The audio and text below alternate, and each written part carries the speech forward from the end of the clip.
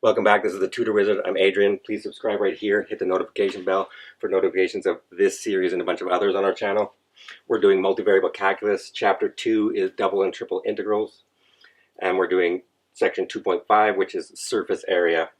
What we're going to do is give a derivation or walk ourselves through how we're actually going to get this horrible formula for surface area viewed as a double integral. We have a surface which we're going to view as the graph of a function of two variables, and it has continuous partial derivatives, and for simplicity it's greater than or equal to 0. Also in this derivation we're assuming that we're going to do this over a rectangle, but the same thing ends up being true for a general region D. I just don't want to derive it here instead of most books, so they'll just be like, oh, it's beyond the scope of what we're doing. When it's beyond the scope of your multivariable calculus class, you don't want to see probably right now anyways. We're going to do it over a rectangle and quickly do the idea, and then you can do this over general regions as well. And this is why you want tangent planes specifically for these types of things. For the surface area, what we're going to do is we have a rectangle D. Just as before, we chop it up into a bunch of rectangles. And then what we're going to do is we're going to, in each of those sub-rectangles for convenience, also again, we're picking the corner closest to the origin, they're saying, which is weird at first, but it's like that's what they picked, and someone was smart, was clever, and to derive this will follow what they did. And then directly above that, so I'm going to get the ordered pair Pij in the plane on that subsquare or subrectangle, and directly above that is going to be a point xi yi on the surface f of xi yi directly above Pij. Then what we're going to say is at that point now, there has to be a tangent plane at that point. And then that tangent plane approximates values of our surface near our point Pij. In particular, if we view that as subrectangles, and we call delta Sij the actual surface area of each of those subsurface rectangles on our surface, the tangent plane at those points is going to approximate the area of the tangent plane, delta Tij we're going to call it. That is a good, and that's a parallelogram. We're going to use linear algebra right away to derive this clever formula, and that's where we get the formula from the beginning title screen of the video. We're going to say now that these Tijs approximate the actual surface area Ijs. So these are the actual surface area values, and the tangent plane parallelograms approximate those. So then we're going to chop it up, and then we're going to push the refinement to infinity, and then we get a definition of surface area of a surface for a function of two variables. Let's do that. Okay, what are we doing again? Let's recap one more time. What we're doing is we set this up where we're trying to use Riemann sums to phrase this as a double integral surface area. We look at chopping the region D into subrectangles. Above that we get sub-parallelograms on tangent planes to our surface at those points. And we notice that because the tangent plane approximates our surface there, the area of the tangent plane's parallelogram is going to be approximately equal to the actual area of the surface in each of those partitions. What we're going to do then is, as we do with Riemann sums, we sum up over the entire partitions, and we get, if we add that up, the approximate surface area under that region D is now this double sum. And now we're in prepping for defining the surface area as double integral. This becomes the definition, remember, of a double integral. We'll use the symbol in a minute, but we haven't quite figured out using linear algebra what this clever formula is going to be. So we have a formula. For the formula specifically, we're going to use linear algebra now for the areas of those parallelograms, delta Tij. What we notice is from linear algebra, the area of a parallelogram is exactly the length of the cross product of the two vectors determining that parallelogram. In our case, we have these two vectors A and B.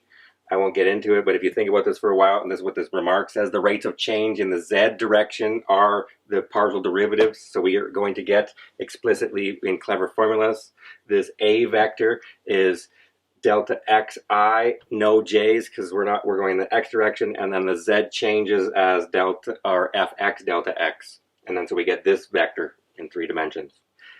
B, similarly, no x coordinate, we have a y coordinate, and then the rate of change is this guy, so we get this vector. Now that's A and B, and now what I want is A cross B. So we're going to use the 3x3 determinant of I, J, K, and then these vectors. Let's do that now. Right. A cross B with the vectors that we just erased is specifically now, what do I use? I, remember, is, we're in calculus, I is 1, 0, 0. j is 0, 1, 0, and k is 0, 0, 1. These three-dimensional, the canonical basis of 3 dimensions. This is I, j, k in the top row of the determinant. Then I had a, which was delta x, 0, delta x, fx. And then I had 0, delta y, fy. Now I'm going to take this 3 by 3 determinant. What am I going to get? A vector created from 2 vectors. This is going to give me, what am I going to get? I times, what do I get? This sub 2 by 2 determinant minors and cofactor expansion along the top row gives me 0, and then negative delta x, delta y, which is delta a, the area, and then fx. And then that's where we're going to get dA from our double integral formula. And then now minus j also times cofactor expansion, you get a negative, and then block off this one, and then I'm going to get delta x, delta y, fy. And then in the last one, what am I going to get? Plus k times delta x, delta y. Cleaning that up and remembering that I, j, k are these guys, that gives me the vectors negative delta a, which is delta x, delta y, fx, minus, comma, delta a, fy, comma, delta a. By scalar multiplication, this gives me delta a. I can factor out negative fx, negative fy, 1. And now we're going to take the length of this, and this is a positive number, which is the area of the rectangle, delta x, delta y. And so then that will push us to our formula. What does that give me? Finally, I now need the magnitude of that.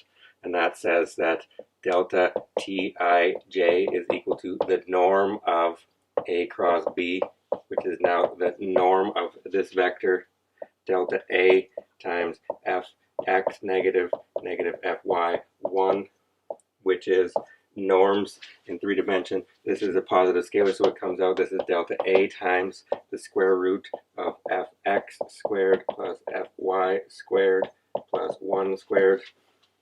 And this is the formula we get. Moving that up, let's clean it up and give the derivation or the final expression for surface area in terms of double integrals. We use this guy.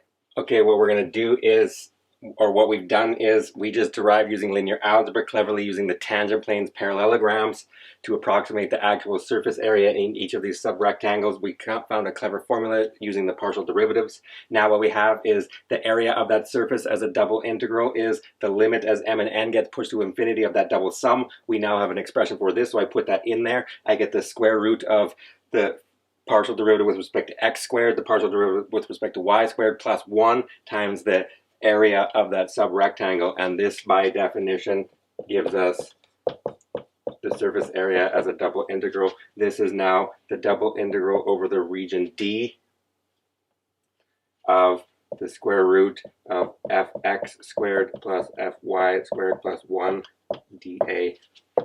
This is surface area as a double integral.